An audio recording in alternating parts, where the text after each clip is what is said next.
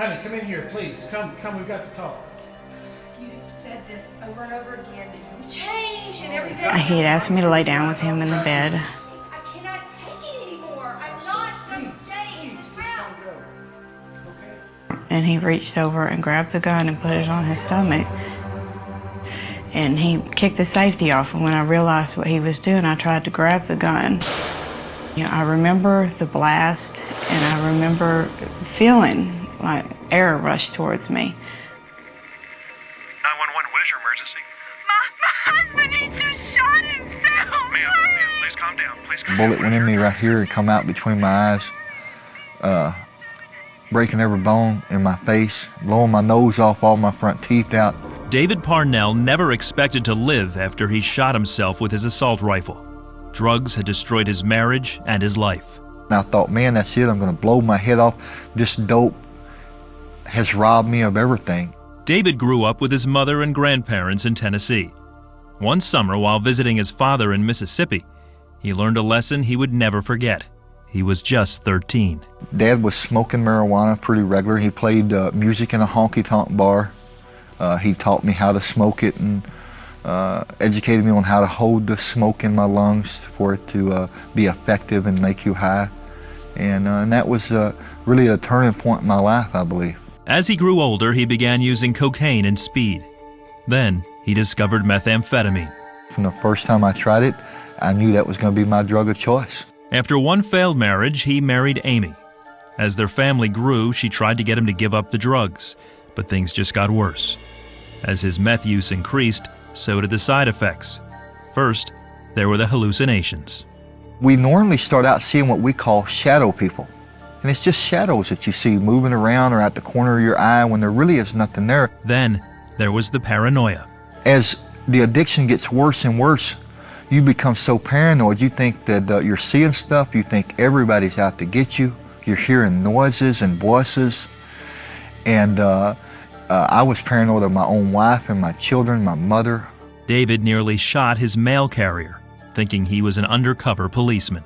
Other times I would hear footsteps walking upstairs and was convinced that it was the other drug dealers, and I'd go through my house blowing holes in my ceiling, screaming and hollering, cussing I was going to kill him. One day, a voice told him to take his life. He said, "You really think Jesus is going to forgive you for the things you've done, the people that you've hurt?" And I remember like it was yesterday, saying out loud, I said, "No, I don't think he will." He said, "You know, your wife and kids would be better off if you was dead."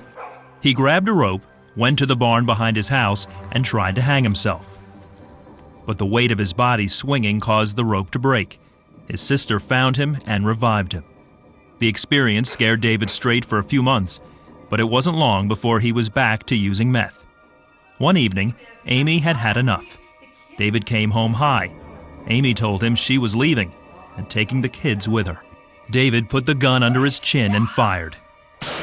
The wounds were so severe that he coded several times in the ambulance on the way to Vanderbilt University Medical Center.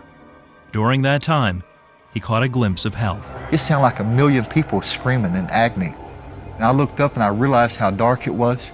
And I've never been afraid of hardly nothing on this earth, but that scared me so bad that I felt like I was going to explode from the inside with a bomb. David cried out to God.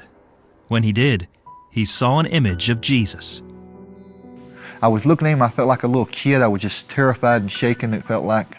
And all of a sudden he smiled. All the fear left me. I knew I wasn't in the same place I had been. While at Vanderbilt, he drifted in and out of consciousness for several days.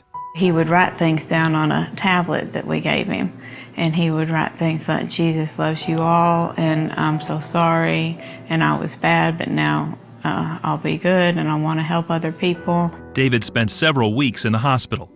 During his recovery, he asked God to forgive him for the pain he caused his loved ones, and he invited Jesus into his heart. Since then, God has restored David and Amy's marriage. That was a life-changing moment. He has never been the same since.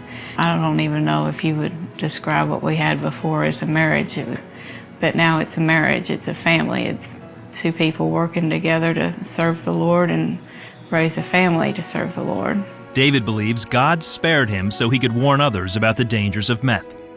Today, he speaks to young people at schools and churches across the country. I mean, this drug brings out the evil in the person, in the world, I believe. For a lot of kids, they think, well, hey, if this guy hadn't have shot himself, he would still be on drugs. When the truth is, if I hadn't accepted Jesus into my heart, I would still be on drugs. It didn't matter about the shooting myself. I could have shot myself, went home as soon as I felt better. I'd have been right back to using. I know that. The only thing I did different this time, out of all the other times I've tried to quit, was I accepted Jesus in my heart and I asked him to help me. I didn't think there was no forgiveness for me. And I realized today, there always forgiveness.